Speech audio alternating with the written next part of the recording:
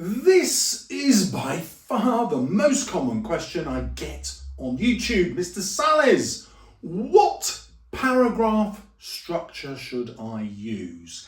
And I've always resisted telling students about a paragraph structure, but today I am caving in and giving you one. Because this is Mr. Salles' video, it has to be simple and it has to get you top grades. So let me explain how simplicity and top grades are going to go together. So you will be familiar with the point and the evidence and the explanation, because that is in every single paragraph structure I ever meet, from teachers, from students. But that is not enough to get you the top grades. What you need is not an infinite amount of further explanations. It is one thing. It is an explanation about the author's purpose.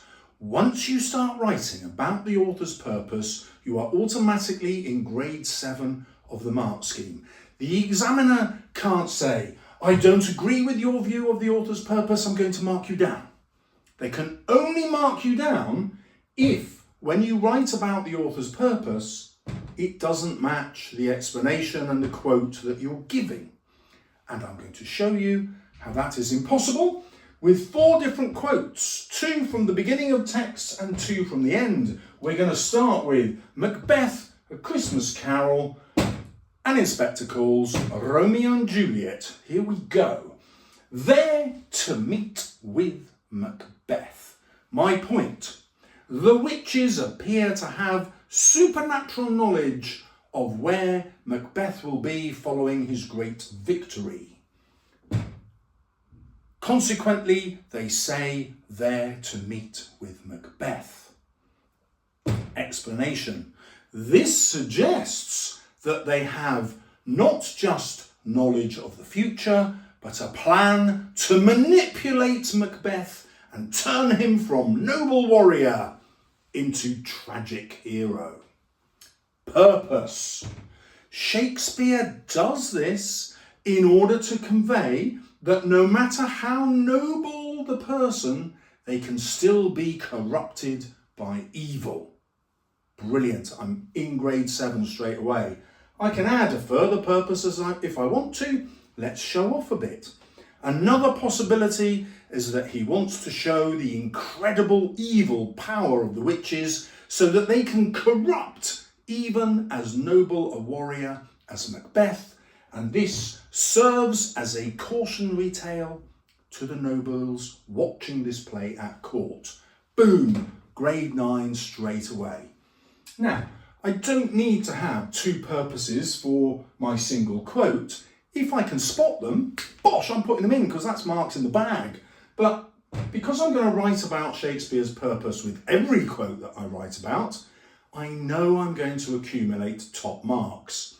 Then, if I don't write many of these, I'm stuck at a grade 7. If I write loads, I'm going to be either a grade 8 or a grade 9. Handwriting speed is going to be quick. I could do it with a spatula. Better die and decrease the surplus population. Point. Scrooge reveals himself to be misanthropic, hating people, misanthropic, when he says to the charity men that the poor had better die and decrease the surplus population. Explanation. This reveals what a sinner Scrooge is and lays the ground for his transformation at the end of the novel. Explanation. Purpose. Dickens' purpose is to entertain us with the horror of Scrooge's cruelty, so that he is like a caricature of Victorian society. Bosh, at least grade 7. I can add a further purpose. Later in the novel, he will show that Scrooge's cruelty is exactly the same as society at large, because this view is the Malthusian view that brought the workhouses, the treadmill, and the prisons, and so the poor were seen as a problem not to solve but to be eliminated. Bosh! Grade 9. I get there through repeating a purpose that the author had. Let us now jump to the endings of text and an inspector calls. Gerald says, what about this ring right at the end when he wants Sheila to re-engage with him? What is my point? Gerald refuses to take responsibility for his infidelity and he asks to marry Sheila again. What about this ring? Explanation. This suggests that he believes his sins can be forgotten and he expects Sheila to forgive him simply because a scandal will not break out, despite the fact that he has betrayed her. Grade 7-ish. Let's put a purpose in to make sure. Priestley's purpose is to show how wealthy men exploit their privilege and exploit women, even those they love, in this capitalist society. Bosh! Easy grade 7 or more. Can I get a second purpose? Oh yes I can. So Priestley wants to show this is a patriarchal society and consequently even wealthy women are its victims, just as Sheila is. But her life choices are also diminished because men hold power in this society and will exploit them. Bosh! Grade 9. I'm so excited. And so it's time to end with the death of Juliet. What could be more romantic? Where she says, "Oh, happy dagger, this is thy sheath." She gets hold of Romeo's dagger and she clutches it and says these words and then plunges it into her heart and dies. What a romantic image. Except we will find out in the purpose that there is much more to it. So, what is my point? Juliet dies in order to show us the tragedy of the lovers and their immortal love so that they would rather die than live apart. My evidence is she calls it a happy dagger, this is thy sheath, as she kills herself. My explanation, this suggests that she is immature and should in fact choose to live, but instead chooses to die because of the influence of fate, forcing the lovers into this marriage when they are too young for the emotions the marriage unleashes.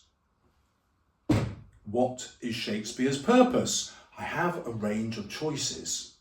This ending reinforces his message that your teenage children will betray you, and he's telling his audience to pay closer attention to their sons and daughters. Or I can flip that and have a completely different interpretation.